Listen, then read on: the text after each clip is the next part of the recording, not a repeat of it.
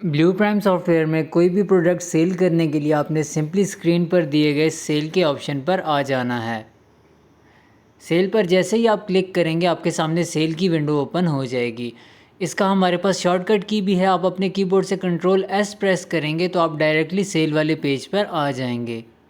Cell वाले page पर आने के बाद अब आपने जो भी प्रोडक्ट सेल करना है वो प्रोडक्ट आपने यहाँ पर सर्च कर लेना है। सर्च करने के हमारे पास दो मेथड हैं। आप कोड से भी अपने आइटम को, अपने प्रोडक्ट को सर्च कर सकते हैं और आप नेम से भी कर सकते हैं।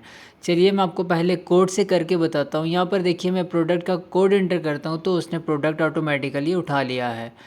अब इसके बाद मैं यहाँ से नेम पे आता हूँ। नेम से भी मैं सर्च करके आपको दिखाता हूँ। यहाँ पर देखिए नेम से भी प्रोडक्ट हमारे सामने आ चुका है। यहाँ पर आपने अपने प्रोडक्ट की क्वांटिटी डालकर यहाँ से इंटर प्रेस करते जाना है तो आपका प्रोडक्ट क्यू में ऐड हो जाएगा। इस आइटम को क्रिएट करते हुए हमने 2% का डिस्काउंट इस आइटम पर रखा था, तो यहाँ पर देखिए टीओ पर हमारे पास 2% का डिस्काउंट यहाँ पर शो कर रहा है। इसी तरह यहाँ पर मैं आपको एक और आइटम भी एंटर करके दिखाता हूँ। अगर आपने उस पर भी डिस्काउंट देना है तो वो आप किस तरह से देंगे। यहाँ पर आपने दोबारा से एक आइटम सर्च कर लेना है। आप कोड से भी सर्च कर सकते हैं, आप नेम से भी सर्च कर सकते हैं।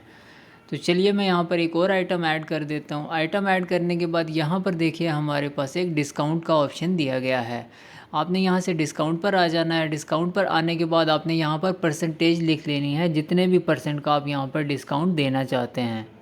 डिस्काउंट मेंशन करने के बाद आपने यहाँ से सिंपली इंटर प्रेस कर देना है। आपका ये आइटम भी क्यू में ऐड हो जाएगा। ये था हमारे पास आइटम वाइज डिस्काउंट देने का तरीका। अगर आप किसी आइटम पर डिस्काउंट देना चाहते हैं तो उसका हमारे पास ये तरीका है। अब मैं आपको बताता हूँ कि अगर आपने पूरे बिल पर डिस्काउंट देना है तो उसका हमारे पास क्या तरीका है। यहाँ पर नीचे देखिए हमारे पास डिस्काउंट का ऑप्शन दिया गया है। यहाँ पर आप जो भी डिस्काउंट मेंशन करेंगे वो आपके पूरे बिल पर डिस्काउंट दिया जाएगा। फॉर एग्ज़ाम्पल यहाँ पर आप जो भी डिस्काउंट की परसेंटेज लिखेंगे, सामने देखिए इसने उतने ही पैसे आपके टोटल में से कम कर दिए हैं। यानी यहाँ पर इसने 5% का डिस्काउंट टोटल बिल की अमाउंट पर लगा दिया है। अब इसके बाद यहाँ पर देखिए हमारे पास ट्रांसपोर्ट चार्जेस का एक ऑप्शन दिया गया है।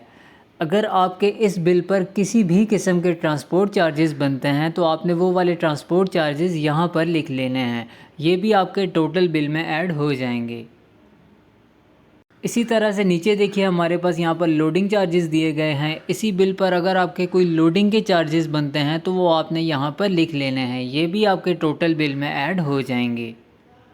इसके बाद आगे देखिए हमारे पास यहाँ पर कैश का एक ऑप्शन दिया गया है। अगर आपने कस्टमर से कैश वसूल करना है तो आपने यहाँ पर कैश ही रहने देना है।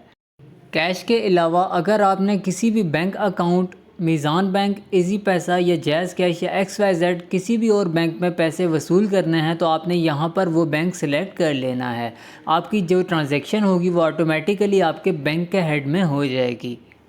ये सिलेक्ट करने के बाद आपने सिंपली अपने कीबोर्ड से कंट्रोल एस प्रेस करना है तो आपका बिल ऑटोमेटिकली सेव हो जाएगा।